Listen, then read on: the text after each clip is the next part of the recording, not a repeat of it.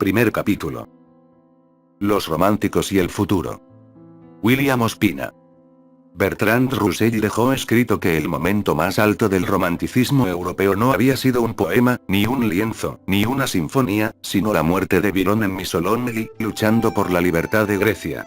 Quería expresar con ello que el romanticismo no fue una mera escuela pictórica, un movimiento poético o musical, sino una actitud vital, el espíritu de las generaciones humanas a fines del siglo XVIII y a comienzos del XIX, una manera de asumir el mundo y nuestra presencia en él. A medida que se alejan en el tiempo, los fenómenos se vuelven más visibles. Hace 50 años Hitler podía ser visto como un militar afortunado y fanático, como una indescifrable mezcla de prepotencia y de ambición. Hoy empezamos a verlo a la vez como una reviviscencia de la cíclica y terrible vocación germánica por purificar el mundo. También aquí surge a veces la sensitiva idea de acabar con la pobreza matando a los pobres, y como una de las más salvajes pruebas de que el nihilismo que nos anunciaron los profetas del siglo XIX ya está entre nosotros. El romanticismo es más visible ahora. No solo como el más alto momento del espíritu occidental en los últimos siglos, sino como la tierra firme donde podría sustentarse el esfuerzo de nuestra época por encontrar alternativas a la barbarie que crece sobre el planeta. A fines del siglo XVIII, los esfuerzos de la inteligencia habían cuajado en vigorosos sistemas racionales. La Ilustración francesa, el empirismo inglés y el racionalismo alemán habían llevado a su plenitud el culto de la razón, la fe en el progreso humano y la confianza en la capacidad del hombre para comprender el mundo y ordenarlo a su modo. De esta luminosidad racionalista se nutrió en adelante todo el positivismo que ha terminado imponiéndose sobre Occidente. Pero la principal tendencia del positivismo es la de reducir la vasta y compleja realidad universal a un discurso utilitario que solo acepta lo lógicamente demostrable, lo que puede ser calculado, medido, claramente explicado en su origen, y que puede expresarse en fórmulas racionales. Un universo así reducido es suficiente los fines de esta civilización, dinamizada hoy por la fuerza ciega del gran capital, y empujada por el lucro como único gran propósito general de la especie. Si esta actitud hubiera sido unánimemente aceptada por la humanidad, pocas esperanzas podríamos alentar frente al futuro. Un mundo así reducido a sus manifestaciones más evidentes y a sus mecanismos más útiles solo promete la muerte del espíritu humano. El extravío de la humanidad en un orbe de cosas sin sentido, de materia sin significado trascendental, la confusión de todos los valores y la pérdida de todos los propósitos. El universo desacralizado en que vivimos hoy, el que nos describe el periodismo, el que nos vende la publicidad, el que nos ofrece el turismo. Ese universo explorado por la ciencia, manipulado por la técnica, transformado por la industria, se va cambiando gradualmente en un reino de escombros donde sobra toda religión, donde sobra toda filosofía, donde sobra toda poesía. Un mundo vertiginoso y evanescente donde todo es desechable, incluidos los seres humanos, donde los innumerables significados posibles de toda cosa se reducen a un único significado: su utilidad. Fuentes de energía los astros, fuentes de energía las aguas, recursos naturales los bosques, materia prima toda la indescifrable materia, mano de obra de los seres humanos. Hasta donde abarca la mirada y alcanza la comprensión, el orbe que edades más sensatas vieron lleno de divinidades, organizado en mitos, perpetrado en leyendas y celebrado en cantos, se ha pauperizado hasta ser solo un laberinto sin centro, materia sin objeto y sin alma. Excluido todo lo dudoso y confuso, atrapado el mundo en la tela de araña de la razón, ese gran dogmatismo que invalida todos los discursos que no se pliegan a su lógica de reducción y disección, empezamos a preguntarnos cuáles son las grandes conquistas que la era del positivismo ha traído a la especie. Si es verdad que el reino racional de las mercancías somos más libres que bajo el imperio de los viejos dioses y de sus viejos mitos, si bajo la sociedad del consumo somos más opulentos, si bajo el reinado de la tecnología somos más pacíficos, si bajo el reinado de la razón somos más razonables. De la fe en el progreso con que nos embriagó el siglo XIX, hemos pasado a una teoría del desarrollo que precipitó a unas naciones en la prepotencia imperialista y a muchas otras en la subordinación y la pasividad. No somos mejores que los hombres de la antigüedad, pero hemos refinado nuestra barbarie. Había más inocencia y más dignidad en los avances de las hordas de Atila y de los tártaros de Tamerlán, que medían sus recorridos devastadores no por leguas sino por grados de longitud y latitud, que en los campos de esqueletos vivientes del Tercer Reich y en sus cámaras de cianuro. Pero el triunfo del positivismo y el alcance del nihilismo que lo sigue no son meros errores o caprichos de la historia. La caída de la era cristiana y el desmoronamiento de los valores sobre los cuales se sustentó la humanidad durante siglos. La pérdida de un sentido trascendental de la historia. La muerte de una religión, con sus legislaciones y sus éticas, no pueden dejar de precipitar al mundo en una era de vacío de desconcierto. Así ha enunciado en este siglo T.S. Eliot el proceso que ha seguido nuestra cultura. ¿Dónde está la vida que hemos perdido en vivir? ¿Dónde la sabiduría que hemos perdido en conocimiento? ¿Dónde el conocimiento que hemos perdido en información? 20 siglos de historia humana. Nos alejan de Dios y nos aproximan al polvo. Y así lo anunciaba Nietzsche en sus gritos de vidente y de solitario. El desierto está creciendo. Desventurado el que alberga desiertos. Desde fines del siglo XIX, la filosofía supo advertirnos, fiel a sus posibilidades, que se acercaban tiempos aciagos. El más incómodo de los huéspedes ya está a las puertas, escribió también Nietzsche. El nihilismo ya está aquí. Advertidos de esto, recorríamos nuestra época esperando la aparición del huésped terrible. Presentíamos seguramente un monstruo mitológico, una suerte de leviatán cuya irrupción marcará definitivamente el final de los tiempos. Y aunque todos los veíamos, tardamos mucho en reconocerlo y en nombrarlo. Ahora sabemos dónde está. Su nombre es terrorismo y drogadicción, es consumo y publicidad, es el narcotráfico y la degradación del ambiente, es la pornografía y la estadística, es el imperio del lucro y de la moda, es la guerra como negocio, es la trivialización de la vida y de la muerte. Marx anunció que todas las cosas se convertirían en mercancía. Mercancías son hoy la belleza y la salud, el aprender, el celebrar, mercancías el arte y el saber. Primero nos vendieron la tierra y el fuego, hoy nos venden el agua elemental y mañana tendremos que pagar por el aire, como ya lo hacen los más asfixiados en las esquinas de Tokio y de México. Y cada vez es más superflua y más efímera nuestra relación con el mundo. Aún nadie ha respondido muy bien por qué morían tan jóvenes, dejando sin embargo obras espléndidas, más memorables y a menudo más vastas que la de muchos hombres que alcanzaron la madurez y la ancianidad. En Francia, en Inglaterra y en Alemania, las mismas tierras donde había prosperado la razón, empezaron a alzarse las voces, las música, las imágenes y las formas de esa nueva sensibilidad, trastornada por un sobresalto de fugacidad y de maravilla, llena de un súbito misticismo ante la gravedad y la enormidad de la naturaleza, encorvada en la nostalgia de edades más ingenuas, más llenas de energía y de fe.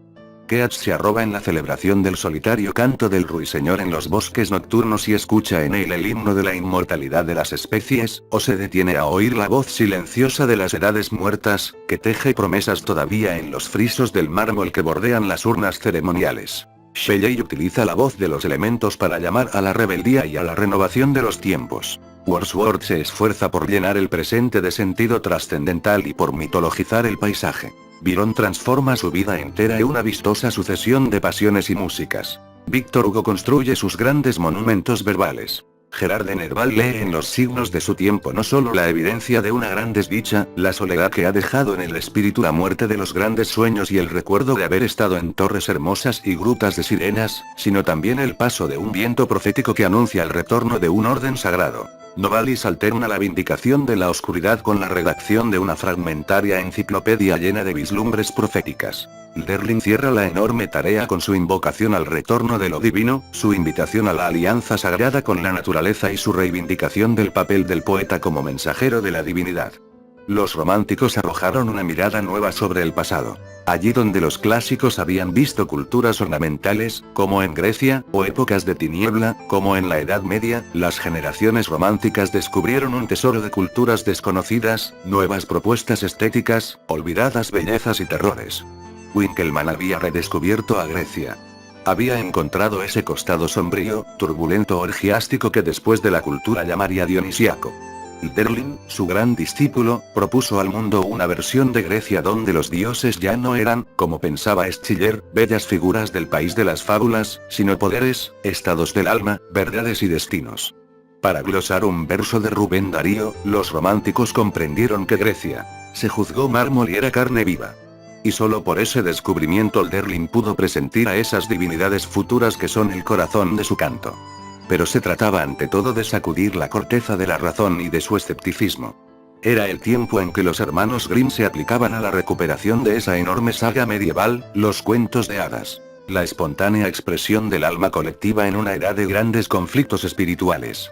De una mirada sobre la incalculable riqueza de la Edad Media, con sus herejías y sus brujas, con sus castillos y sus reyes, con sus leyendas de caballería y sus damas ideales, con sus aquelarres y sus místicos, con sus bibliotecas llenas de espectros y sus noches llenas de diablos, con sus cruzadas y sus cantos litúrgicos, con sus lujurias y sus catedrales góticas, con su Julián hospitalario y su Francisco de Asís, con los cielos cristalinos de Dante y los penitenciales infiernos del Santo Oficio, se nutrió la imaginación del romanticismo. Todo era bueno para ser recreado: Tristán e Isolda, la espada rota de Sigmundo, los avariciosos dragones del norte, los diálogos de Juana con las voces del bosque de Domremy, y aquellas incontables criaturas. Ángeles, brujas, duendes, unicornios, elfos y silfos, monstruos, hidras, demonios, náyades, ninfas, quimeras, espectros, gnomos, gigantes, y fuegos fatuos. Pero esas criaturas, trivializadas hoy por el comercio, fueron tratadas por aquellos hombres con una intensidad asombrosa. Por una vez se creyó en ellas, como seres y como sentimientos, como encarnaciones del terror o de la maravilla. Basta leer un relato tan bello, tan delicado como Ondina, de Frédéric de la Motte Fouquet, o los cuentos de Othman, para sentir que aquellas cosas conmovían y aterraban a sus autores, que no eran como hoy triviales convenciones hechas para el consumo por fabricantes insensibles. Pocos hombres tan representativos del romanticismo como el norteamericano Edgar Allan Poe, cuya figura de ebrio y alucinado suele perdurar en la memoria. Es Borges quien cuenta que cuando Poe fue acusado de imitar los cuentos de Othman, contestó: "El horror no es de Alemania, es del alma". Lo mismo podrían haber dicho Novalis de la belleza, Beethoven de la pasión, William Turner del deslumbramiento, Caspar David Friedrich de la reverencia, Whitman del entusiasmo, Hölderlin de la divinidad.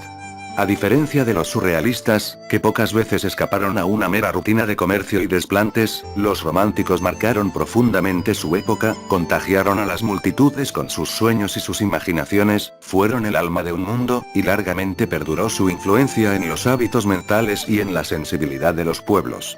Pero el mundo avanzaba, o retrocedía, había regiones más áridas. Hoy podemos pensar que el romanticismo fue una época, pero que fue ante todo un augurio. Podemos compararlo, siguiendo un verso de Milton, con esos primeros brotes de la primavera que son arrasados por las últimas ráfagas del invierno. El presentimiento del futuro acallado por las fuerzas de la tradición. Pero dirá alguno, ¿en qué puede parecerse al futuro esa edad encorvada por la nostalgia, ebria de visiones antiguas, una edad que parecía querer dar marcha atrás a cada instante, una edad insomne e hiperestésica llena de jóvenes sombríos, de fiebres y de pesadillas? ¿Qué puede promete para el porvenir algo tan ensombrecido de Edad Media, tan afligido de ruinas, tan confundido de fantasmagorías? ¿No se parece más a la enfermedad que a la salud? ¿No se parece más al pesimismo que a la esperanza? Es tal vez allí donde se encuentra el principal secreto del romanticismo.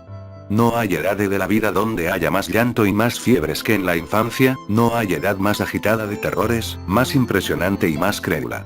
Y sin embargo, no hay vitalidad mayor que la suya.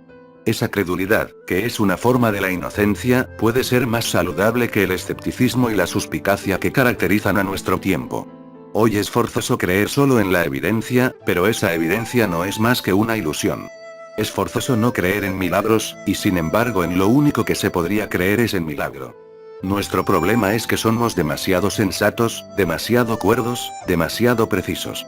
Algo nos ha sido quitado y ese algo es el asombro ante lo inexplicable de la realidad. No asombraría ver flotar un peñasco, pero no nos asombra ver flotar al planeta.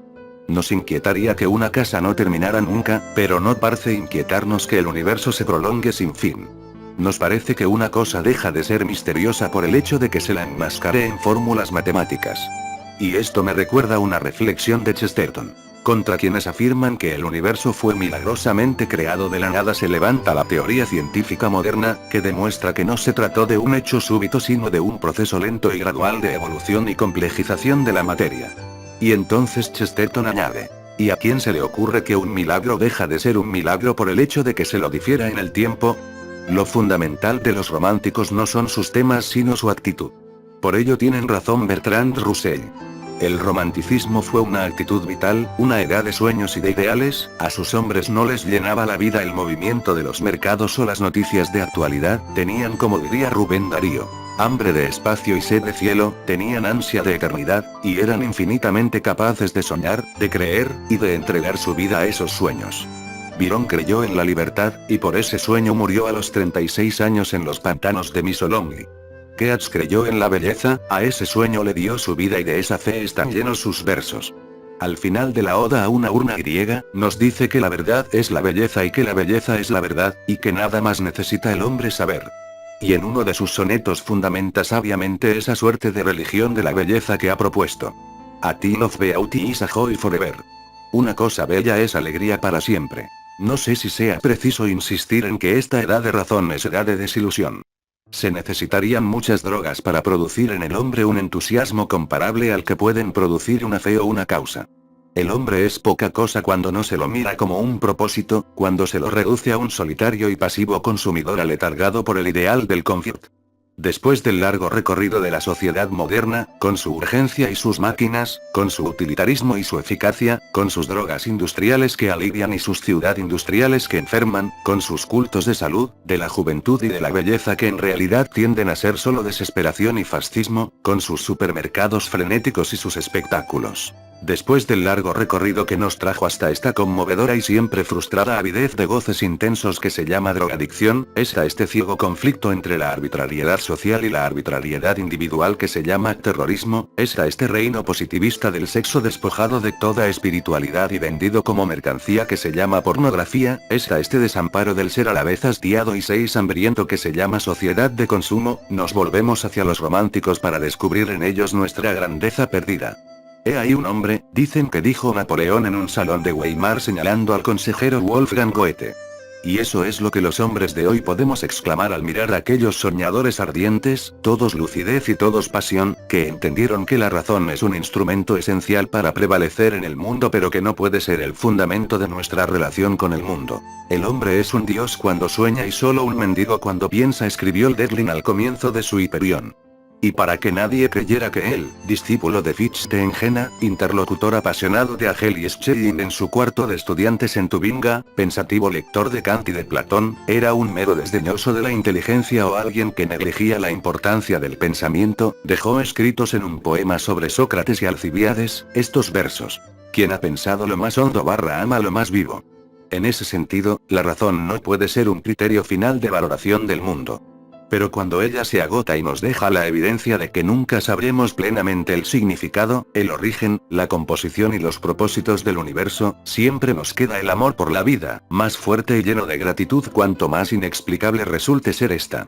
Y allí, en el lugar donde se cansa el viento, donde la razón encuentra sus límites, allí comienza lo divino, y la función del arte es revelarlo, hacemos sensibles a su presencia y a su influjo, avivar nuestra gratitud. Esa fue la función que cumplieron los románticos, renovar a comienzos de la Edad Moderna, los lazos vitales que nos unen con el misterio, con la divinidad y con la naturaleza inmortal, y dejar flotando sobre los espíritus, cuando ya crecían los desiertos del utilitarismo y del sinsentido, un recuerdo de altos destinos y un ejemplo de aventuras audaces, para que algo súbitamente ahora, en los salvajes tiempos de nihilismo, la historia ha echado a andar por nuestras calles y ya no somos testigos remotos sino protagonistas y víctimas de los grandes dramas de la época. Ahora podemos dejar en manos de otros la búsqueda de caminos para la humanidad. Todos sabemos, ya sin duda alguna, que aquí está el peligro. Y solo nos queda confiar en la verdad de aquellos versos del Derlin. Allí donde crece el peligro crece también la salvación. Segundo capítulo. Las trampas del progreso. William Ospina. Es fama que cuando Sigmund Freud se enteró de que sus libros habían sido quemados por los nazis, exclamó: «¿Cuánto ha avanzado el mundo? En la Edad Media me habrían quemado a mí». En realidad el mundo no había avanzado. Millones de hombres entraban en los hornos del fascismo, para convertirse en cenizas, y muchos otros iban siendo cambiados en escombros de humanidad por las prácticas de humillación y degradación de aquella ideología tan singularmente moderna. Las palabras de Freud quedarían como una gran ironía sobre su época, y el mundo saldría de los infiernos de la Segunda Guerra Mundial, a tratar de purificarse de sus males por el camino de encarnarlos en unos cuantos abominables demonios. El siglo XIX, buen hijo del Renacimiento, de la Ilustración y de los otros racionalismos, había erigido al progreso en el gran dogma de los tiempos modernos. Si algo no admitía réplica ni duda era la evidencia de que el mundo progresaba. La servidumbre era mejor que la esclavitud. El trabajo asalariado mejor que la servidumbre. Y al fondo de esas menguantes penurias se insinuaba el paraíso de la sociedad fraternal, último peldaño de un progreso que nos había arrancado de la condición animal para exaltarnos en la especie superior, administradora, como los marmorarios egipcios, de los dones del cielo, de la tierra y del Nilo. Los humanos éramos las criaturas superiores de la naturaleza, y ya liberados por la razón podíamos sentirnos, como había dicho Hamlet, semejantes a los ángeles y comparables a los dioses.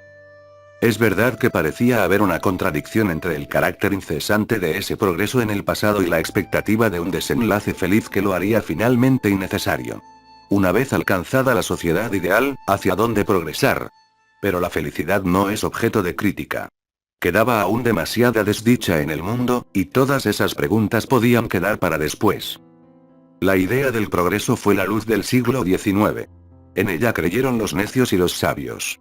Hegel era su portaestandarte. Los cañones de la Revolución Francesa habían sido sus clarines.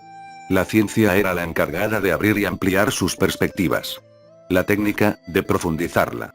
La industria, de hacerla evidente para todos.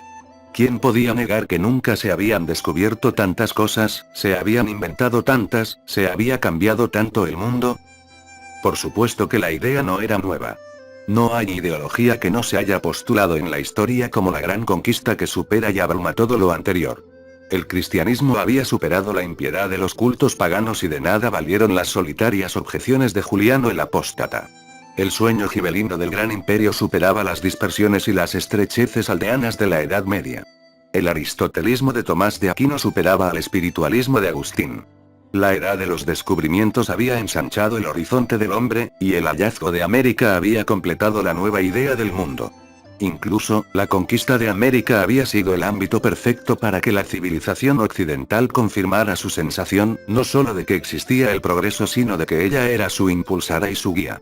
Progreso y desarrollo era lo que traían los pueblos civilizados a los salvajes buenos y malos de las nuevas tierras de Dios. La historia, pues, había alimentado aquellas certezas, y el siglo XVIII acabó de afirmarlas. Por ello no deja de sonar extraño que en sus torbellinos de luz se alzaran a veces ciertas nubes oscuras. Contrasta con el optimismo de la Ilustración, que sería la fe de la Revolución, aquella frase de Voltaire. Dejaremos al mundo tan malvado y estúpido como lo encontramos al llegar. Contrasta también el espíritu de Swedenborg, quien después de haber sido cultor de las ciencias, instrumento del progreso y de sus guerras, derivó hacia la intemporalidad del misticismo y hacia la compleja postulación de una ética universal. Pero esas lucideces y reticencias no podían contener el ímpetu de los tiempos, y la llegada de la revolución industrial instaló definitivamente al progreso en uno de los tronos más firmes de la era moderna. Hasta románticos como Víctor Hugo creyeron en él y lo exaltaron. Todo el que había sufrido alguna ofensa de la tradición podía encontrar en el progreso su vindicación y su venganza. Todo iba a cambiar. Nada, por fortuna. Sería como antes.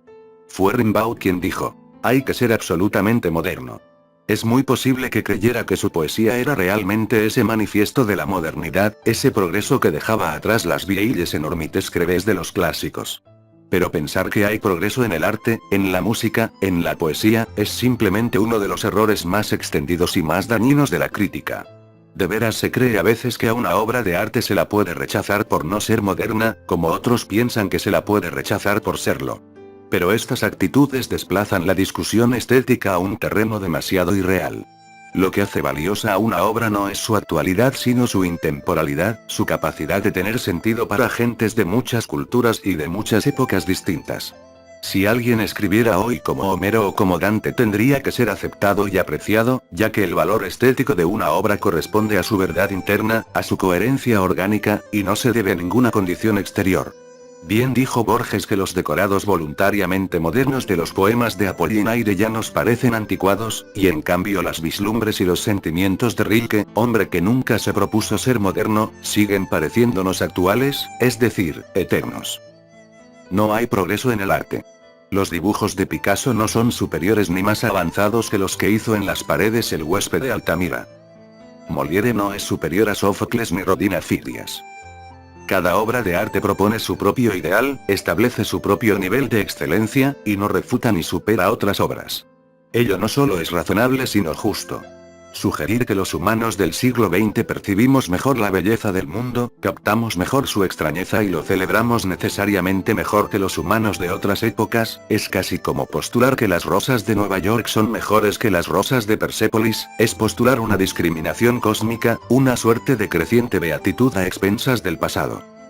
La teoría de la evolución es una de las causas de esta idea. En su formulación corriente, la evolución se plantea como un proceso incesante de depuración y superación de estados previos de la materia y de la naturaleza. A pesar de que todos sabemos que el pueblo monumental de los dinosaurios fue borrado en poco tiempo de la faz de la Tierra, todavía se habla de la supervivencia del más fuerte en la lucha por la vida. Pero lo que la teoría parece sugerir, es que todos esos estados previos de la naturaleza y de la vida son algo así como tanteos fallidos en la búsqueda de esa perfección que hoy la especie humana cree encarnar.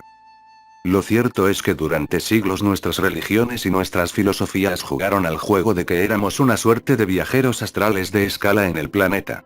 A diferencia de las piedras, teníamos sentidos. A diferencia de las plantas, teníamos movimiento autónomo. A diferencia de las bestias, teníamos inteligencia, lenguaje.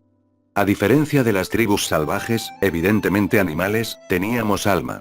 Todo nuestro esfuerzo consistió durante siglos en diferenciarnos del mundo, y eso nos permitió obrar como mágicos extranjeros, harto distantes de los simios a quienes tanto nos parecíamos, bastante afines a los ángeles, que en bien poco se nos parecen. Por eso, cuando empezamos a aceptar que pertenecíamos a la Tierra, la principal preocupación parece haber sido la de explicar por qué éramos distintos y mejores, y la evolución surgió como la fórmula perfecta para, aceptando nuestros orígenes, confirmar nuestra supremacía. Toda diferencia suponía una superioridad a favor de lo humano. La hormiga podía ser más laboriosa y más previsora que el hombre, pero el hombre era superior porque era más fuerte y más grande. El elefante podía ser más fuerte y más grande, pero el hombre era superior por cualquier razón oportuna. Inteligencia, ingenio, astucia, tal vez, incluso, por ser más laborioso y más previsor. ¿Pero supone en realidad la evolución un progreso? ¿Son superiores las alas a las aletas? ¿Los pulmones a las branquias? ¿Es el hombre mejor que las otras especies? Hasta hace algunas décadas no solo serían afirmativas las respuestas, sino que las preguntas mismas parecerían inoficiosas.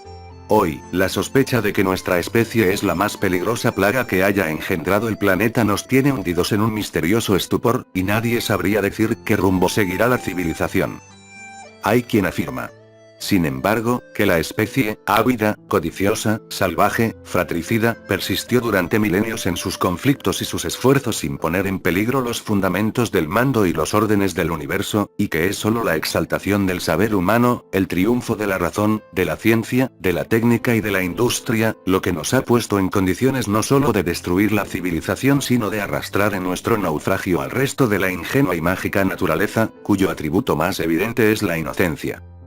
Corriendo como los gamos sobre la supera la tierra, excavando como los topos sus entrañas, sumergiéndose como los peces en las profundidades, remontando como los pájaros el aire planetario, llegando como ninguna otra criatura más allá de la atmósfera, el hombre ha rivalizado con todos los seres en el dominio de este mundo, ha hecho del planeta entero su reino, y es asombroso vernos no solo alimentándonos de toda criatura sino cabalgando los potros más recios, gobernando desde su lomo a los enormes elefantes, conduciendo vastos rebaños, dirigiendo manadas de búfalos, recibiendo las presas que traen del cielo los halcones, haciendo saltar dócilmente a los tigres feroces a través de aros de fuego, haciendo que los osos inmensos hagan piruetas sobre balones de colores, convirtiendo a los monos cordiales en penosas caricaturas de humanos.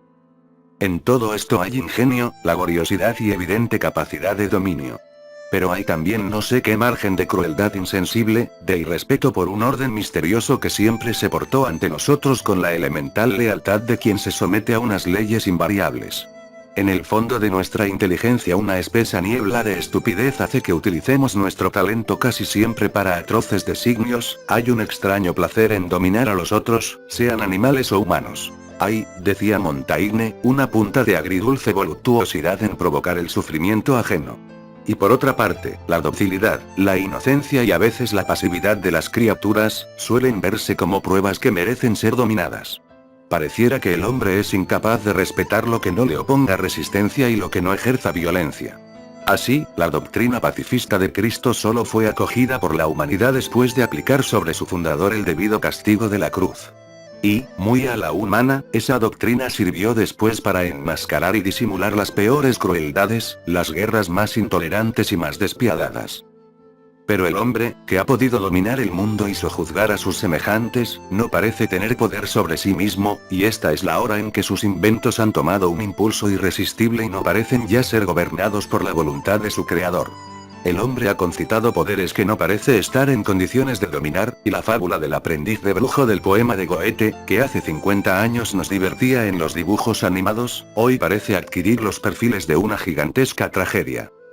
Ya no es tan evidente como antes que el hombre sea la criatura superior de la naturaleza, que su puesto deba ser el de dominador y de rey. Ya no parece tan evidente que toda evolución lo sea realmente, es decir, comporte un progreso. No parece tan evidente que las diferencias de ciertos órdenes entre las especies impliquen algún tipo de superioridad y autoricen la dominación, la depredación, la aniquilación de los otros.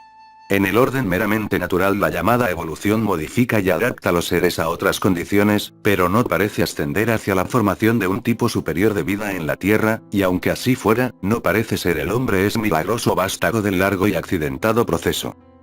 Pero la mentalidad moderna no solo supone que el hombre es la criatura perfecta, que todo debe definirse con respecto a ella, que el planeta es su depósito ilimitado e inagotable de recursos, que el futuro es el escenario exclusivo de su confort y de su felicidad, que todos los órdenes de la vida le deben sumisión y tributo, y que toda la materia le está irrestrictamente ofrecida, sino que ha convertido la ilusión del progreso natural en el fundamento de otra ilusión, la de que todo en la historia está gobernado por la ley del progreso. Así, cada invento de la modernidad nos llega como sacralizado por la idea de que toda novedad supone un avance. Nadie duda que los autos de hoy son mejores que los autos de ayer. Pocos piensan que la proliferación de los autos está cambiando por un plato de orgullo y comodidad el oxígeno del planeta y el derecho a la capa de ozono. Parece que les debiéramos gratitud a las fuerzas que construyen nuestro patíbulo. Parece que debiéramos gritar bienvenido el progreso, cada vez que surge una nueva tontería o una nueva atrocidad. Si el vértigo de la moda encadena a las juventudes del planeta a una frenética servidumbre. Si las ciudades crecen sin control y sin previsión, deslumbrando a los inmigrantes con promesas cada vez más irreales. Si para salvar los rendimientos del capital los pesticidas envenenan los campos. Si las industrias militares trabajan día y noche para producir cada vez más sofisticados instrumentos de muerte. Si transformamos sin reflexión la materia del mundo en sustancias inertes incapaces de volver al cielo de la naturaleza. Si multiplicamos los monstruosos escombros no biodegradables, bienvenido el progreso. Si la técnica y la industria nos imponen un ritmo cada vez más desaforado y urgente en la vida, en el trabajo, en los viajes, en el placer, en la música, un ritmo que excluyó lo divino y que pronto excluirá lo humano, bienvenido el progreso. Si el universo imperativo de los mensajes comerciales invade sin tregua el espacio y la mente. Si la escuela sustituye cada vez más la relación viva con el mundo por un discurso autoritario y fósil que usurpa el lugar del conocimiento. Si los ociosos inventos de la tecnología nos hacen cada vez más pasivos, más sedentarios y más inmóviles. Si la manía de la especialización nos arroja cada vez más inermes en manos de técnicos cada vez más obtusos. Si la ciencia explora las entrañas de la realidad y manipula amenazadoramente el universo de los dioses sin respeto y sin escrúpulos, bienvenido el progreso. No hay ya novedad que no quiera imponerse por ese camino. Supongo que alguna vez las cosas tuvieron que probar su utilidad antes de ser aceptadas, ahora parece bastar que alguien las anuncie como algo nuevo y que alguien las venda como algo ventajoso. Así han logrado invadirnos, no siempre transitoriamente, cosas que cualquier mente sensata rechazaría si el prurito de la novedad no inhibiera la reflexión. Todavía se ve por ahí, deprimente y siniestra, la vegetación de plástico que fascinó a los humanos hace pocos lustros. No debieron faltar los que creyeron que por fin el progreso nos daba plantas y flores que no era necesario cuidar ni regar. Todavía se ve por ahí esa lechosa y espectral iluminación que pone en todo espacio una tristeza de hospital o de cárcel. La diversidad de los pueblos y de las culturas tiende a ser borrada por el auge de una cultura internacional de jeans y camisetas y chicles, de cuñas comerciales homogéneas, de espectáculos planetarios masivos, de noticias idénticas. Día a día se sustituyen tradiciones ricas y curiosas, trajes complejos y llenos de sentido, bebidas, leyendas, un universo profuso y profundo arraigado de mil maneras distintas en la tierra nutricia, por una sola expresión casi siempre evanescente y trivial. Como los caudillos militares, el capital se complace en borrar diferencias y uniformar a los hombres. Cuando ya no seamos más estos millones de rostros singulares expresando cada uno un pasado, un carácter y un alma, sino el mismo ser insensatamente repetido hasta el vértigo, habrá alcanzado su plenitud esta curiosa tendencia moderna que llama progreso a perder todas nuestras conquistas civilizadas, a diluir en unos cuantos colores impuestos la infinita variedad de los matices del espíritu humano. Así se irá cumpliendo la melancólica afirmación de aquellos versos de Emerson según los cuales el hombre declina, renunciando a su mundo estrella por estrella. Es posible que algunas invenciones de la época puedan generar, por su novedad o su practicidad, la ilusión de un progreso. Aviones cada vez más veloces pueden generarnos la ilusión de un inmenso poder sobre las leguas y los reinos, aunque no debemos ignorar que vivieron mejor la aventura del mundo hombres como Alejandro o Marco Polo, que los afanosos ejecutivos de hoy, yendo cada día de idéntico avión a idéntico hotel y de allí a idéntica sala de juntas en confines del mundo a los que no consideran necesario explorar porque ya conocen sus cifras estadísticas. Pienso también en esos atléticos turistas orientales que descienden a prisa de los autobuses para turnarse velozmente ante la cámara junto al edificio o el mármol correspondiente, y que velozmente se alejan con su botín de memoriosas fotografías que otro día les dirán dónde estuvieron. Para seres poseídos por la enfermedad del rendimiento, que progreso las máquinas que abrevían los procesos.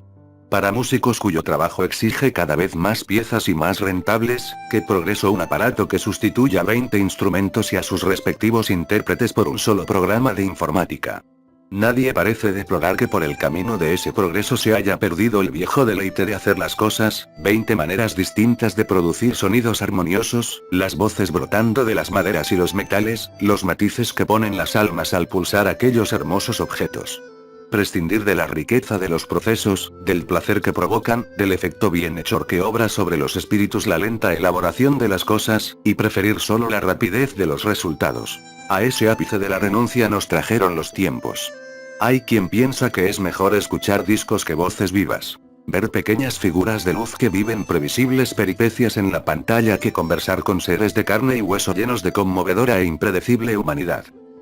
Pero la irrisión de la idea moderna del progreso se desnuda mejor en ciertos detalles aparentemente minúsculos. En el auge de las cosas que ahorran esfuerzo físico y mental. En el auge de una cultura del derroche que invierte el esfuerzo de miles de seres en cosas cuya función es durar un instante, cosas que parecen marcadas por el deber de la inmediata caducidad, cosas cuyo uso no puede repetirse.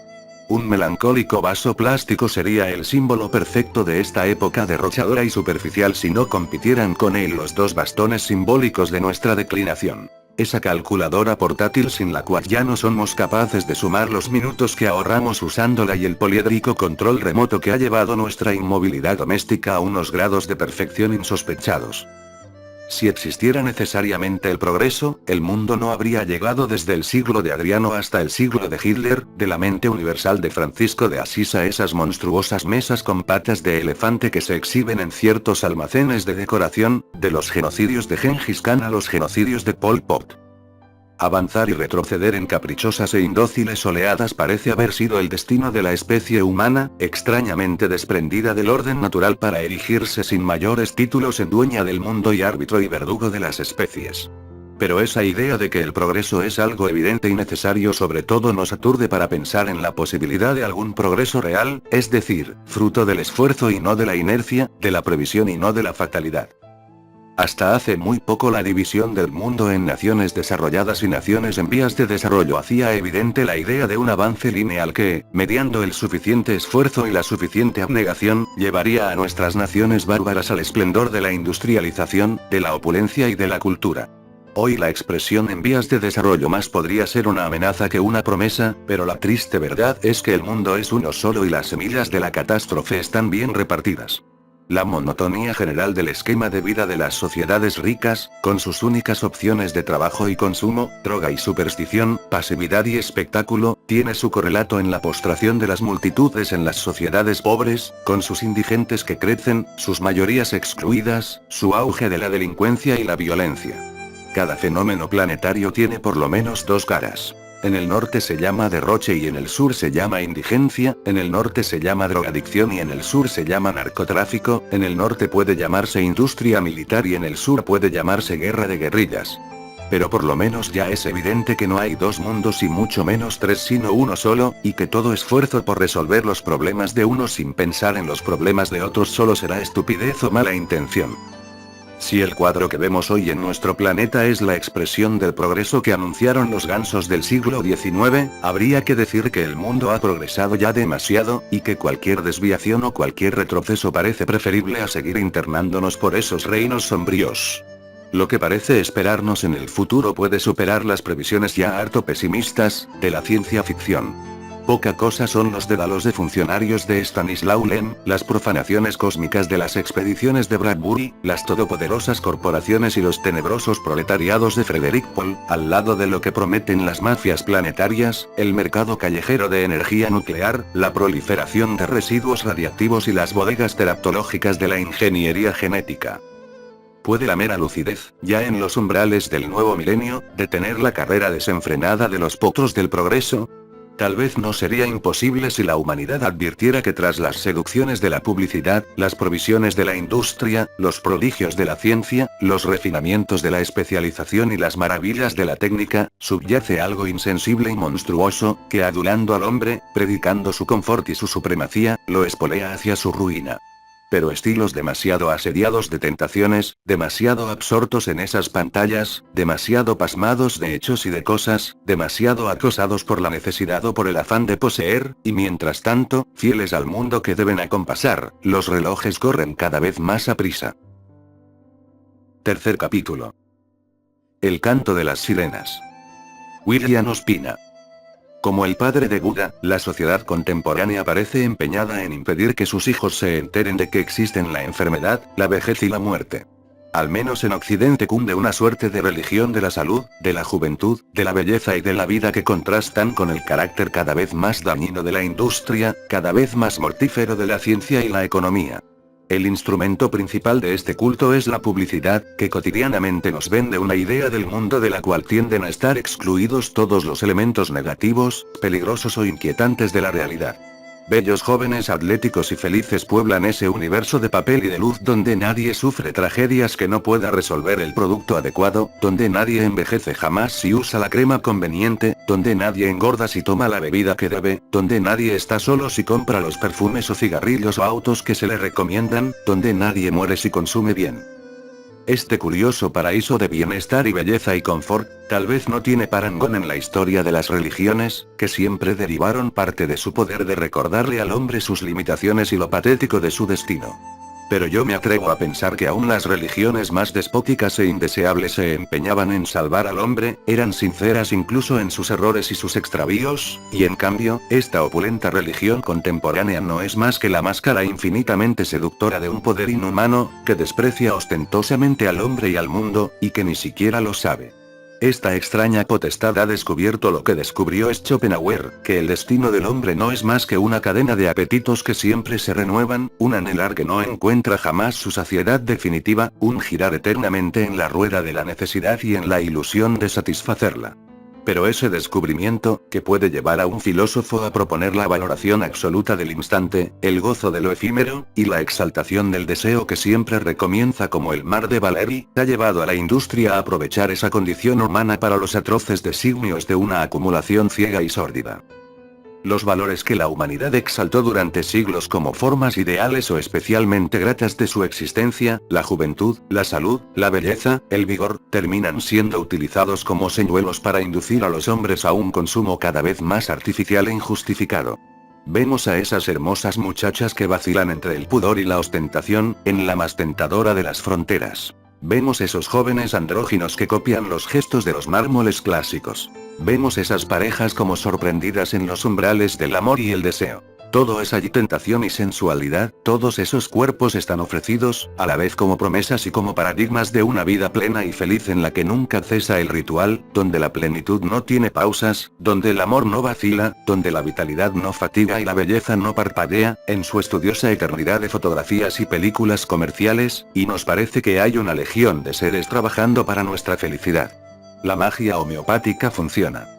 Llegamos a sentir que esa bebida gaseosa nos hará bellos, que esa crema nos hará jóvenes, que esa bicicleta estática nos hará perfectos, que ese alimentos nos hará inmortales. Y nuestra existencia llena de imperfecciones, y vacíos, y soledades, parece tocar por un instante el incontaminado reino de los arquetipos. Pero pasa el consumo y la vida sigue su combustión y su desgaste. Renacen los apetitos y no acabamos de entender por qué hay algo en nosotros cada vez más insatisfecho, algo que parece cada vez más indigno y más derrotado. Tal vez nunca seremos tan bellos, aunque compremos todo lo que nos venden, tal vez nunca seremos tan saludables, tan serenos, tan exitosos, tan admirados, tan ricos. Las ilusiones que nos obligan a comprar se revelan inaccesibles, pero finalmente la falla no estará en los opulentos arquetipos sino en nuestra imperfección. La seducción nos toma por sorpresa aunque no ignoramos que la belleza, como todas las otras virtudes involuntarias, está bajo sospecha. Antes era más fácil saber dónde estaba la belleza. La habíamos aprendido de los mármoles griegos y del arte europeo, sus cánones estaban establecidos. Correspondían a la imagen de las razas hegemónicas de la civilización. Ante esos modelos los africanos eran simiescos, los asiáticos pálidos, feos y enanos, los indios americanos toscos y grotescos, los mulatos deformes y los mestizos simples y triviales.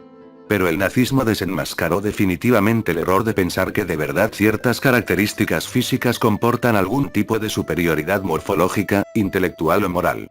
Hemos visto a los pueblos famosamente más civilizados de la Tierra profesando teorías estúpidas y secundando crímenes fundados en las más ineptas especulaciones. Y hemos comprendido varias cosas. Que cada tipo racial compone su propio ideal de belleza. Que las razas puras, con sus modelos de belleza, no son más que curiosidades geográficas. Que los crecientes mulatajes y mestizajes de todos los pueblos hacen de la belleza algo mucho más amplio, diverso y cambiante. Y que la belleza misma, con todo su poder sobre la cultura, debe estar subordinada a la ética y no puede exaltarse como un valor absoluto y autónomo. Creo que hoy podemos afirmar que todo culto por la belleza física lleva en sí como unas gotas de los más peligrosos fascismos. Y es justamente así como la publicidad utiliza la belleza para sus fines. Los rostros y los cuerpos que nos ofrece son anzuelos. Cuando creemos morder la brillante sardina, comprendemos que no era más que la máscara del garfio puntiagudo y otra vez hemos caído en la trampa. Novalis afirmó que en ausencia de los dioses reinan los fantasmas. En ninguna época de la historia humana hubo tal vez tantos fantasmas como en esta sociedad industrial empapelada de íconos, cuyas multitudes pasan los días oyendo voces de vivos y de muertos que son en realidad surcos de acetato y bandas magnetofónicas, deseando seres vivos y muertos que son en realidad mancha de tinta incapaces de satisfacer los deseos que suscitan, viendo vivir a seres vivos y muertos que son en realidad rayos de luz.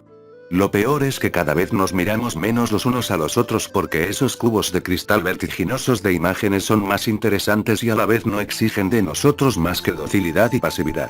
Los libros le hacían exigencias a nuestra imaginación, estaban hechos para seres creadores. Las artes de la técnica contemporánea solo saturan y pasman. Por eso puede irrumpir en ellas a cada minuto el fantasma bellísimo, la serpiente del gran capital con la jugosa manzana en la boca, algo que ningún lector de libros soportaría y que todos entenderíamos como una enloquecedora agresión. La publicidad, además, se depura y de refina.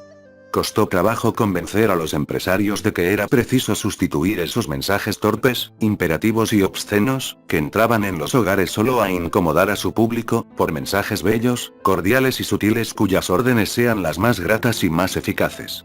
Las sirenas del capital cada vez cantarán mejor y ya hay quien piensa que el verdadero arte de la época está en esas apacibles cuñas de autos que no muestran timones ni palancas ni válvulas sino una hoja de sauce resbalando por la superficie llena de reflejos de un lago al ritmo de una música conmovedora.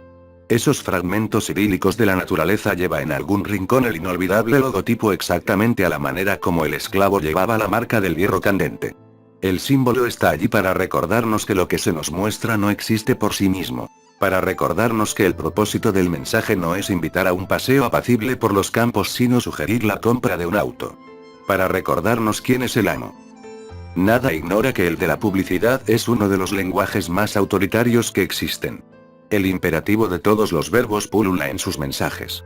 Compre, vaya, lleve, use, tenga siempre, aproveche, decídase, no olvide, tome, recuerde, disfrute. Y todos significan lo mismo. Obedezca. Ahora, con el afinamiento de la voz de las sirenas, el mensaje tenderá a hacerse indirecto y a lo mejor la forma imperativa de los verbos cederá su lugar a un lenguaje en el que el emisor aparezca como desdibujado.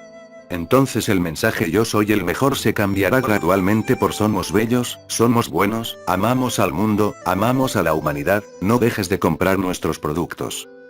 ¿Es esto censurable? La sociedad de consumo se vende a sí misma como la gran proveedora.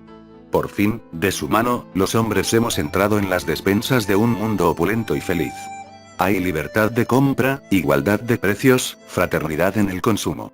No parece indiscutible que es mejor optar entre 5 o 10 calidades y fragancias de jabón, que estar condenados al negro jabón de la tierra.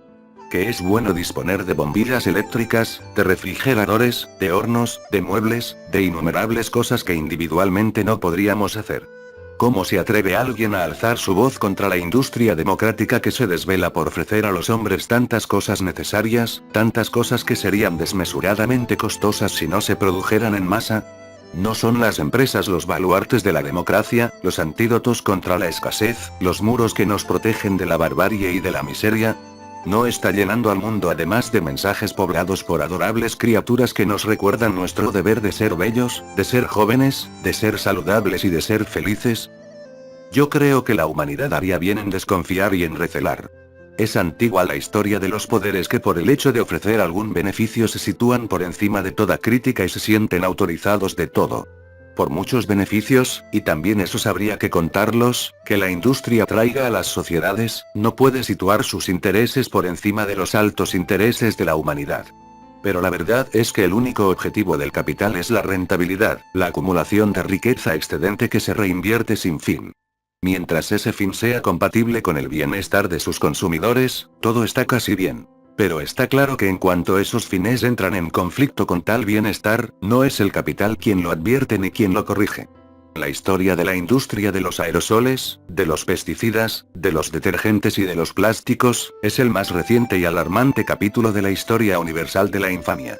Y nadie ignora que la primera tentación de la industria cuando se ve bajo sospecha, no es la de filtrar sus gases tóxicos, ni purificar sus desechos, ni modificar sus procesos, ni excluir los ingredientes nocivos, sino recurrir a la voz seductora de las sirenas para distraer al público y disipar las malas sospechas.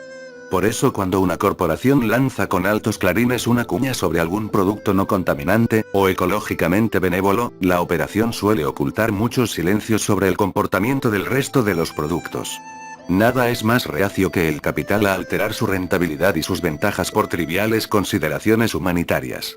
Y esto por la razón elemental de que el capital es ciego a todo lo que no sean sus procesos elementales de producción, distribución, comercio, reinversión y acumulación. No podemos pedirle al dragón que a la hora del hambre piense en los sentimientos de la doncella que está encadenada al peñasco. Pero la vigilancia se impone, porque la ciencia anda desenfrenada en su afán de saber, sin la menor sujeción a una ética. La técnica anda desenfrenada en su tarea de dominar el mundo, sin la menor sujeción a una ética. Y la industria anda desenfrenada en su labor de transformar la materia universal en bienes de consumo, sin preguntarse siquiera qué es necesario, qué es útil, qué es superfluo, qué es dañino, qué cosas nos hacen más civilizados, qué cosas nos hacen más pasivos, más bárbaros. Basta que puedan ser anunciadas o vendidas para que las máquinas se desvelen produciendo, los televisores se desvelen anunciando y los supermercados se desvelen vendiendo, en un carnaval derrochador, irreflexivo y frenético. Como si, muertos los sueños, solo quedarán los apetitos. Como si solo fuera deseable y confiable lo que ha sido concebido y producido por la técnica humana. Por eso ya desconfiamos del agradable sistema tradicional y queremos fabricar humanoides en los laboratorios de genética y aún en los talleres electromecánicos.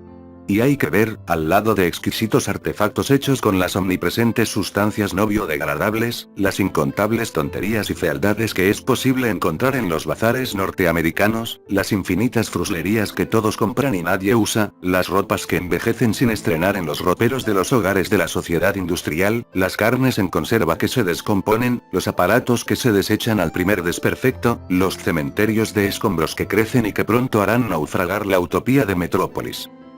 Dócilmente, la publicidad lo anuncia todo, lo aplaude todo y hace uso eficaz de los incontables y a veces pasmosos recursos de las técnicas de comunicación. Con su capacidad de seducir y de condicionar la conducta humana, ha ido invadiendo los espacios del hombre, sugiere o impone productos y marcas, dicta la moda, crea celebridades, traza los estilos y las conductas sociales.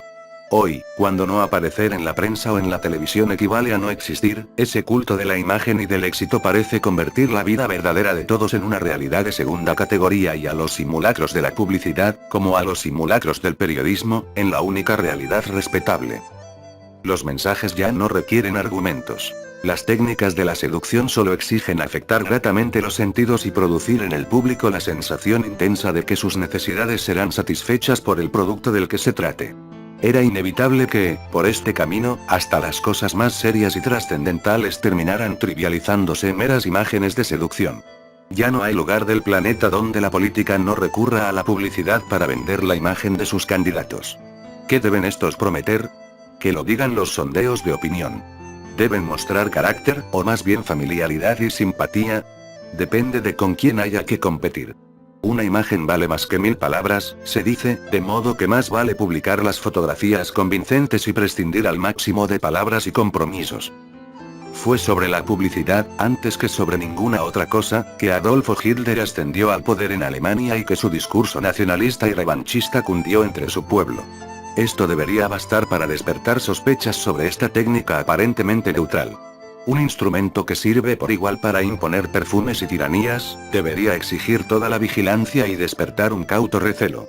Pero la humanidad abdica de sus altos deberes de control y de resistencia, y por todo el planeta cunde una plaga de estadistas mentirosos, vacilantes, corruptos, que han idolizado a los medios y que se sujetan a las veleidades de la opinión pública para tomar incluso las decisiones más trascendentales. No hay publicista que no piense que vender un candidato es sustancialmente lo mismo que vender un auto o una bebida gaseosa. Todo es cuestión de la imagen adecuada, del clima de confianza necesario, de los eslogans singulares cuya función no es resumir un pensamiento, sino ser identificado con claridad y no parecerse a nadie. Y es a esta manipulación grotesca a lo que llamamos democracia.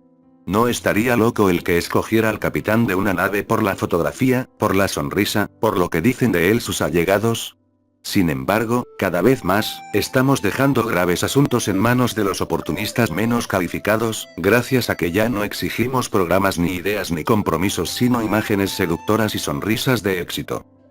Con todo, el peor mal que podemos atribuir a la sociedad industrial y a sus sirenas es el contraste entre el universo de fantasía que nos venden y la creciente postración de las muchedumbres que no pueden comprarlo.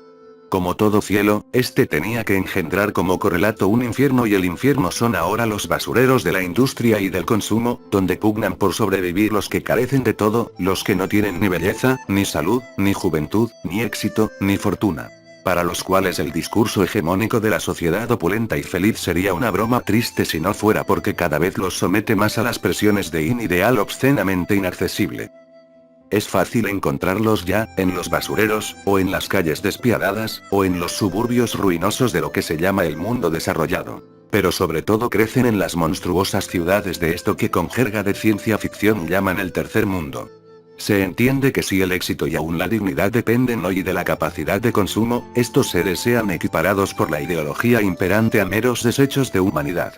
El ameno paraíso parece bastarse a sí mismo y se sustenta en todos aquellos que dóciles a la tentación se esfuerzan por situarse en la respetable zona del consumo. Los autos, los muebles, los electrodomésticos, las tarjetas de crédito, los seguros prepagados y las vacaciones anuales confieren a quienes abnegadamente los alcanzan la reconfortable condición de seres humanos, libres de la sospecha atroz del fracaso. Porque el fracaso es el dominio del siglo que agoniza, y solo se mide en términos de exclusión del paraíso consumista. Podemos ser crueles, mezquinos, desleales, indiferentes al sufrimiento humano, egoístas, avariciosos, descorteses, éticamente deplorables. Nadie advertirá en esas penurias el fracaso de su existencia. Pero el fracaso en el adquirir y en el poder sostener el ritmo de la impaciente avidez del capitalismo, equivale a perder el lugar en el orden del mundo. Para quien se desvengue en ese confuso tropel de vencidos no habrá piedad, ni solidaridad, ni cordialidad, ni justicia. Nosotros, los habitantes de este mundo tercero o postrero, no necesitamos el menor esfuerzo mental para saber en qué consiste el infierno de la opulenta sociedad de consumo, de la tersa y radiante sociedad industrial. Nos basta con salir a la calle. Pasan con sus sucias mantas al hombro los hijos de la indigencia. Vienen de los basureros o van hacia ellos. Podemos imaginar los paisajes de apocalipsis donde transcurren sus vidas. Fétidos horizontes sombreados por el vuelo de las aves de carroña, montañas de desechos, el detritus de la civilización, el fruto final del optimismo y del progreso humano convertido en el reino de los últimos hombres.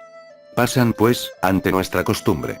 Vienen de la miseria y van hacia ella, y al pasar nos recuerdan, por un trabajo irónico de los dioses de la justicia, todo lo que la publicidad se esforzaba por hacernos ignorar u olvidar. Que existe la enfermedad, que existe la vejez, que existe la muerte, y que las soberbias torres de nuestra civilización están construidas sobre unos cimientos corroídos por la insensibilidad. Entonces sentimos que allí, donde no están ya los perfumes, sino sus frascos rotos, donde no está ya la música sino sus aparatos en ruinas, donde no está ya la moda sino sus jirones deshechos, allí, entre los plásticos indestructibles y junto a los arroyos sucios y espumosos, tal vez se anuncia el mundo verdadero y el verdadero porvenir. Entonces casi entendemos la patética desesperación con que los nuevos fascistas, esos que ni siquiera se atreven a mostrar su rostro, salen en la noche a asesinar indigentes bajo los puentes, a tratar de borrar de un modo estúpido, ebrio de bárbara ineptitud, la evidencia del desorden presente. A tratar de convencerse de que son los miserables los responsables de la miseria. Y entonces comprendemos que tal vez lo que el mundo necesita no son más cosas, más autos, más mansiones, más progreso, más publicidad, sino un poco de generosidad humana, una mirada más vigilante sobre el opulento porvenir que mienten los fantasmas, un poco de honestidad con nuestras almas, y un poco de sensatez en el breve y peligroso tiempo que nos fue concedido. Cuarto capítulo. La mirada de hielo. William Ospina. Es difícil seguir siendo emperador ante un médico, dice Adriano al comienzo de la novela de Yourcenar, y también es difícil guardar la calidad de hombre. Leyendo esas palabras creí entender alguna vez el secreto temor que me inspiraban, no solo los médicos, sino el ámbito de su labor. El tenso silencio de las salas de espera, la desolada paz de los hospitales, el terrible milagro de los quirófanos. Es posible que el temor que estas cosas infunden se deba a la paciente e inexorable muerte que acecha tras ellas y que habrá de mostrar su rostro algún día, pero también es posible que ese temor nazca de ellas mismas. En realidad, pocas cosas reducen tanto al hombre a la inermidad y a la impotencia como el poder de los médicos. Si un hombre nos da la mano, es nuestro igual, pero si pasa a tomar nuestro pulso parece que estuviéramos a su merced. Casi ningún saber humano otorga a su poseedor tanto poder sobre los demás como este antiguo y prestigioso saber que llamamos medicina. Hoy es una división de la ciencia y se ramifica fractalmente en especialidades cada vez más sofisticadas y onerosas, pero antes confinó con la magia y con el milagro. Durante siglos sus cultores fueron semidioses como Empédocles, dioses como Esculapio, sabios como Celso, ultrasabios como Paracelso, demiurgos, hechiceros, chamanes, milagreros y taumaturgos. Les había sido dada la más hermosa de las virtudes, la virtud de curar, de arrebatar a la carne mortal de los brazos de la muerte y retornarla indemne al milagro del mundo. Merecían toda gratitud y toda veneración. Además alternaban los tónicos de su ciencia con las medicinas de la esperanza. Se subordinaban a otros misterios, no pretendían haber alzado el velo de Maya, ser dueños de un saber inapelable y absoluto. Eran seres sagrados que cumplían una función a veces racional, a veces mágica, en un mundo encantado. En ese mundo remotísimo donde la fe movía montañas, donde la ingenuidad creía en milagros y a menudo los hacía. Esos poderes mágicos eran atributos de algunos seres, pero la verdad es que las gentes comunes participaban de cierto básico saber primordial. La tradición había legado a los humanos, generación tras generación, muchos secretos y muchas astucias para afrontar esa red de grandes prodigios y pequeñas pesadumbres que llamamos la vida. dolores, fiebres, pasmos, palideces, desmayos, heridas, luxaciones, desgarrones, fracturas. Ese iris de dolencias que va del rojo sanguíneo al verde desmayado pasando por morados y blancos y cárdenos, era continuamente leído por el saber de la tradición, y allí estaban las virtudes de las hierbas y las cortezas, de los zumos benéficos y las aguas sulfúricas, los poderes omnímodos del limón y la miel, de los aromas y los ungüentos, de las aguas enlunadas y los licores de hojas y frutas, de las punciones y las ventosas y los saumerios y los ayunos y los tónicos y las fricciones, los infinitos recursos de la memoria, de la improvisación y de la esperanza, para restituir a la carne afligida a los juegos del mundo. Por supuesto que muchas veces pasaron el segundo y el cuarto jinete del apocalipsis arrasando la vida y saqueando terriblemente a las naciones. Por supuesto que la muerte jamás fue derrotada. Pero yo me atrevo a pensar que normalmente los principales peligros de la especie fueron las guerras y las religiones. Príncipes y sacerdotes, antes que plagas y enfermedades. Y hoy mismo podemos comprobar que ciertas epidemias, como el cólera, son secuelas de la pobreza y del desorden social antes que meros brotes de morbilidad de lo humano. Con una antiquísima mezcla de hierbas y ternura se curaron de muchos males menores, y a veces mayores, incontables generaciones. La razón de ello, nos dirían los médicos naturistas de hoy, y los que recetan cordialmente placebos, consiste en que el principal remedio de los males del cuerpo siempre estuvo en el cuerpo, en su capacidad de reaccionar y de resistir. En el cuerpo que, como pensaba Schopenhauer, es una manifestación de la voluntad. En el cuerpo y en esa niebla de sueños que lo impregna y que llamamos el alma. Incluso muchas veces lo que hacían los hechiceros y los facultativos era potenciar con su influjo esas reservas de entusiasmo, esa milagrosa voluntad de vivir que es el núcleo verdadero de toda existencia. Cambiar la actitud del propio cuerpo y de la conciencia hacia la enfermedad puede ser el comienzo de la curación. Tal debió ser siempre la base, a la vez ilusoria y práctica, de muchos milagros. Pero tales sabidurías parecen ser privilegios de la sencillez y de la ignorancia, y en el mundo que vino a tocarnos triunfó la razón.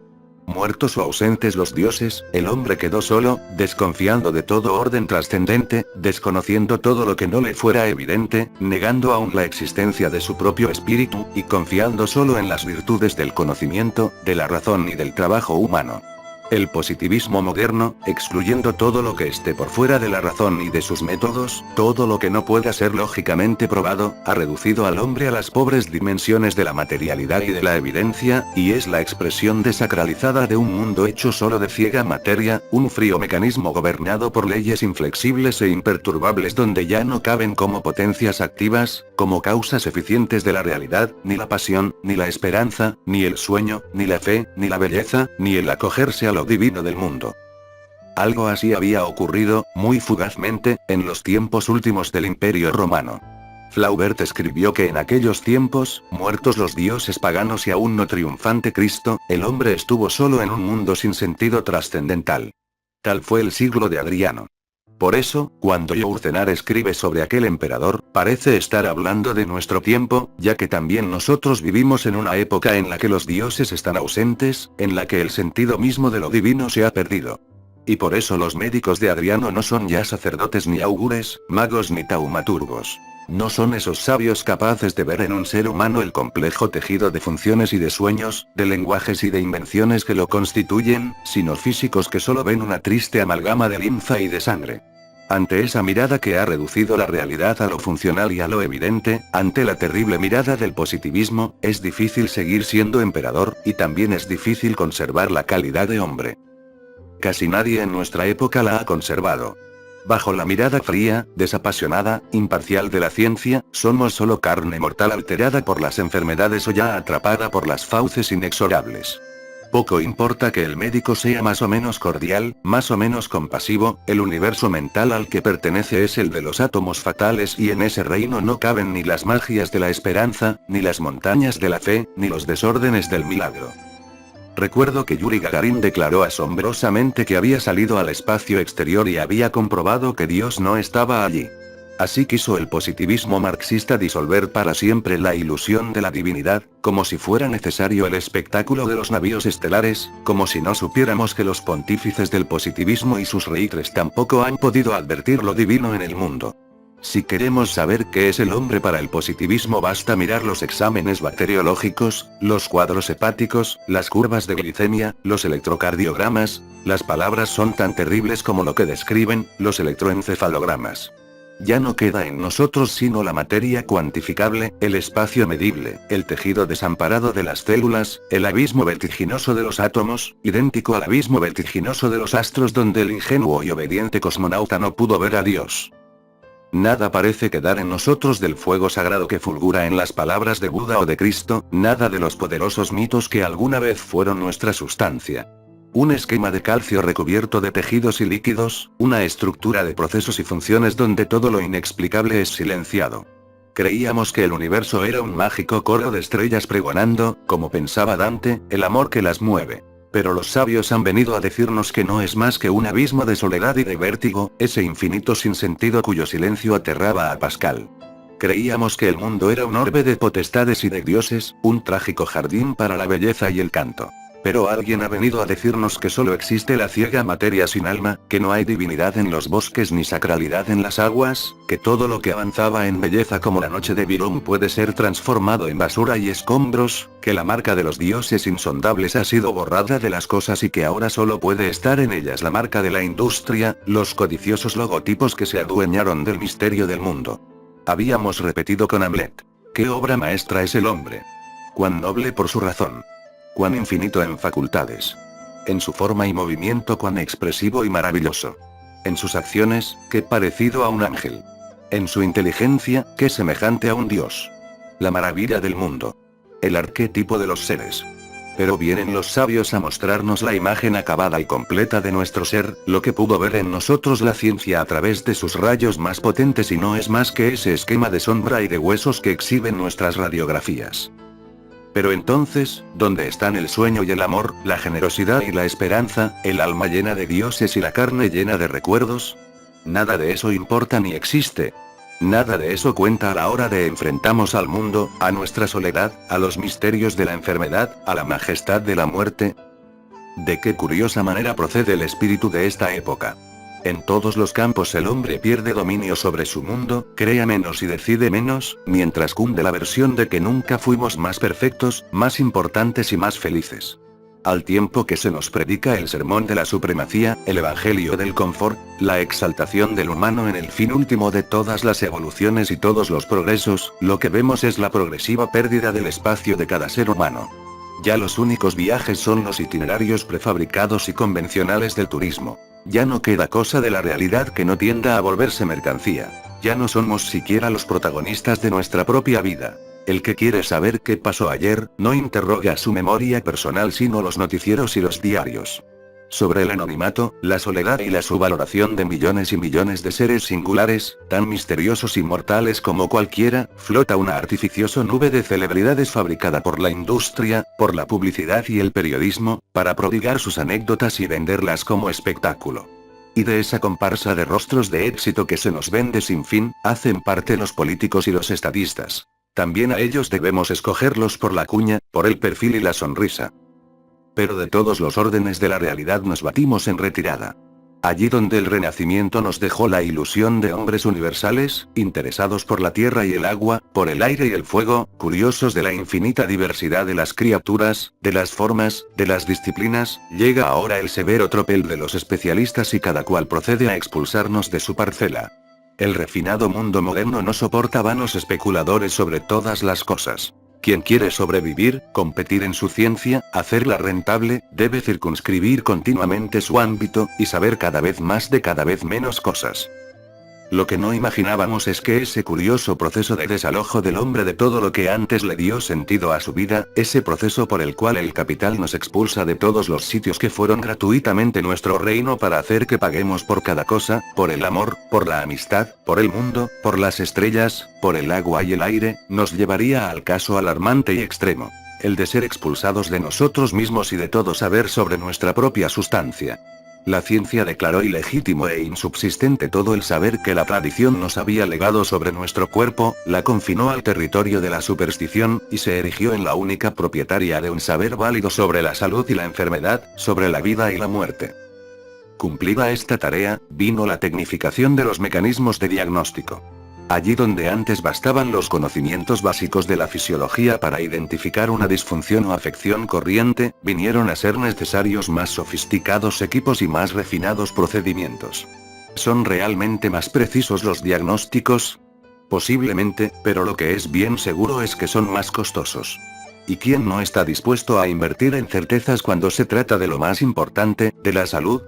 ¿No escribió Schopenhauer que la felicidad es la salud? Todo debe estar, pues, subordinado a su obtención o su conservación.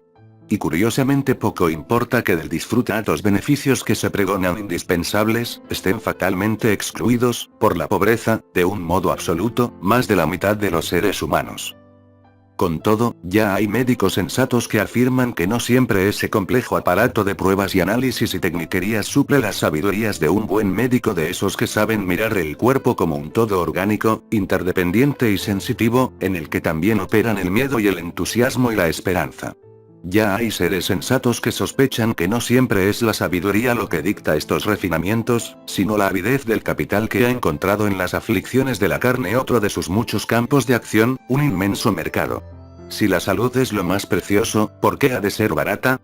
Si el humano puede tributar, y lo hace gustoso por los manes de Hipócrates, ¿cómo privarse de ello? También sobre este campo, antiguamente venerable, se ciernen hoy nubes siniestras. Nadie ignora que la salud es ya una mercancía. Que no solo son costosos los mecanismos de diagnóstico, sino que los laboratorios farmacéuticos son vastos emporios industriales, empresas capitalistas tan interesadas en el lucro como las otras. Empresas, incluso, interesadas en ampliar e incrementar el consumo. No se afirma que los productores de Alka-Seltzer obtuvieron una nada despreciable duplicación de sus ventas mediante el recurso ingenioso de poner en su publicidad no una sino dos tabletas efervescentes en el mismo vaso de agua. Haya o no ocurrido, el hecho es perfectamente posible. Y no debemos olvidar tampoco que las virtuosas industrias farmacéuticas son a menudo dependencias de grandes empresas productoras de insecticidas y otras plagas químicas. Los ángeles del bien tienen inesperados cuernos de oro. La vieja alquimia también sabe destilar sus venenos. Recuerdo que Ernesto Cardenal, en uno de esos poemas suyos derivados del magisterio de Ezra Pound, dice que hay empresas que hoy se venden como las celosas guardianas de la salvación del hombre, y que en otros momentos se han mostrado menos gentiles, como cierta productora de preservativos que también fabricaba otra sustancia sintética, napalm. Lo más importante es que ya no sabemos muy bien dónde están los amigos del género humano. La industria, tan generosa de veces en cosas gratas y útiles, es completamente ciega de corazón a la hora de tomar sus decisiones. Hace el bien y el mal con la misma pasmosa intensidad, porque lo único que la gobierna es el misterioso afán del capital que, como el cáncer, solo sabe crecer y proliferar a expensas del organismo que lo nutre. Ya ignorantes e inconscientes de nuestro propio cuerpo, ya a merced de los técnicos y de la industria, no quiso la historia que viéramos detenerse allí el proceso de nuestra enajenación. ¿Qué puede ocurrir cuando el hombre queda inerme en manos del saber y la técnica, cuando la posibilidad de sobrevivir se convierte, gracias al progreso, en algo tan oneroso que termina siendo impensable? En ese punto la serpiente de la modernidad parecía haber mordido su propia cola, haber creado un círculo vicioso de necesidad e impotencia en la desconcertada humanidad, heredera antiquísima de la maldición del dolor y la muerte. A la hora de la enfermedad nadie era ya dueño del saber, pero los costos del saber lo hacían inaccesible. Así llegamos a la perfección del sistema, que consiste en que todo ser humano pague desde el comienzo y para siempre por la salud de que piense disfrutar en el mundo. Todos, enfermos o sanos, deben tributar mes a mes en las arcas universales del saber que un día los arrebatará de las fauces golosas de la muerte, salvándolos a la vez de la ruina, ya que esos médicos cada vez más costosos y especializados, esos diagnósticos cada vez más técnicos y exhaustivos, esos quirófanos cada vez más asépticos y prodigiosos, esos hospitales, cada vez más confortables y onerosos, y esas medicinas impagables, costarían los ojos de la cara o toda una vida hipotecada a los acreedores. Para ello resulta importante que el hombre cobre conciencia continua de su fragilidad y su vulnerabilidad. Es bueno que en las páginas de las revistas lo acechen súbitas revelaciones de males posibles. Que la enfermedad esté siempre suspendida como la espada famosa sobre la nuca de los mortales, y que estos dependan de la tarjeta de su seguro prepagado como antes dependían de la misericordia divina. Pero si bien la enfermedad debe ser una continua e insidiosa amenaza, lo cierto es que no debe llegar nunca. No porque la industria aprecie especialmente la salud de los hombres, sino porque la salud continua es una condición para la productividad. Así, la enfermedad es abominable solo porque paraliza la nómina. Nadie debe enfermar, ya que su trabajo lo espera. Y además es agresivo que un empleado se enferme en días de trabajo teniendo para ello 2 largas semanas de vacaciones al año. Este celo por impedir la llegada de la enfermedad está manifiesto en esas cuñas publicitarias que siempre empiezan diciendo: al primer síntoma del resfriado o la gripa, tome esto o aquello. Así, la enfermedad va siendo continuamente rechazada o pospuesta, y erigida en la expresión suprema de lo anormal y de lo indeseable. Pero tal vez hay algunas cosas que podrían decirse a favor de la enfermedad. No solo que es más normal de lo que pretende esta civilización enferma, no solo que negarla, ahogarla y huir de ella no es la mejor manera de enfrentarla, sino que forma parte del cielo misterioso de la vida y suele enseñarnos cosas que la salud no podría. De entrada, si el de la salud es tiempo para el mundo, el de la enfermedad bien puede ser tiempo para el hombre, para la introspección, el recogimiento, la vuelta sobre los misterios del cuerpo, sobre su relación con el universo natural. La costumbre de los médicos de guardar el secreto del mal que reconocen y curan, de recetarnos sustancias que debemos consumir en el silencio de una ignorancia cómplice y sumisa, nos hace vivir lejos de nuestro propio cuerpo y de algunas de sus más inquietantes manifestaciones. ¿Por qué la civilización moderna quiere que vivamos a espaldas de nuestras más profundas certezas? ¿Por qué la certidumbre de la muerte no tiene un lugar en el orden de nuestro mundo? ¿Por qué la enfermedad es manejada en esa doble condición de peligro continuo y de continuo confinamiento, como un estado amenazante que no debe llegar jamás y contra el cual se yergue sin fin el ejército de la medicina y sus industrias? Una de las respuestas es que de algún modo es cierto que la verdad nos hace libres. La certeza de la muerte es tan difícil de llevar que durante más de 2000 años preferimos soñar con el riesgo de una eternidad de sufrimiento antes que admitir la posibilidad de la muerte. La vertiginosa e insostenible idea de una vida eterna, en monótonos corros que nunca acaban o en igualmente duraderos hornos pestilentes, nos pareció más amena y más piadosa. Pero también en nuestra época melancólica de trivialidad y basura, de positivismo y salud por cuotas, de materia sin alma y de avance veloz hacia peor, también en esta época los sabios han sido capaces de mostrarnos que, sin desmedro de los dones de la vida, de su esplendor y sus inefables milagros, la muerte también puede ser bendición para el hombre. La muerte, con sus incertidumbres y sus mitologías, con sus espesas capas de sombras y de abismos, con su promesa de indiferencia y de olvido, con sus ríos que borran la memoria y su impredecible derivar de lo temporal a lo eterno, con su denso, solitario, ineluctable y casi sobrehumano misterio. Pero aceptar que vamos hacia esa puerta irreversible nos impone la felicidad como condición de la vida. Nadie que acepte serenamente la muerte como una certidumbre está ya en condiciones de permitir que su vida sea un óvulo servil en las arcas de la codicia, una figura trivial en las comparsas de un mundo cruel y estúpido. La certidumbre de la muerte, con el aura trágica que pone a cada minuto de nuestras vidas, hace del presuroso espectáculo del mundo algo tan deslumbrante y valioso, llena de tanto horror sobrenatural a la crueldad y a sus crímenes, llena de tanta nobleza lo bello y lo generoso de la existencia humana, pone tanto silencio respetuoso donde hubo tanto presuntuoso saber, disminuye tanto nuestra arrogancia y magnifica tanto nuestra alegría, que ya no nos permite vivir como esclavos de las farsas del mundo, ser indiferentes testigos del sufrimiento de los seres vivos, ser solo frenéticos compradores de basuras ilustres o pasmados consumidores de esa ardua verdad. La certidumbre del dolor, de la caducidad y del fin, puede hacernos más valientes y más libres, puede permitirnos participar de la fiesta del mundo sin la torpe soberbia de quien la cree eterna, con el lúcido desprendimiento de quien sabe que el todo está prometido a la nada. Solo así cobran un sentido trascendental la salud y la enfermedad, la dignidad de la vida y la majestad de la muerte. Solo así los ejemplos de la historia, los mitos y las músicas y los símbolos, la inexplicable naturaleza, el milagro de las artes y el poder de los elementos, el tapiz de los sueños y el abismo de la memoria, el alma llena de dioses y la carne llena de recuerdos, nos harán alzar la voz contra la penuria de un mundo que quiso simplificarnos en solo materia evidente y procesos contables. Recordaremos que el capital, y las ciencias y las técnicas que lo sirven, transformaron la vida humana en una cosa tributaria de la industria, una cosa que debía funcionar bien por estrictas razones económicas.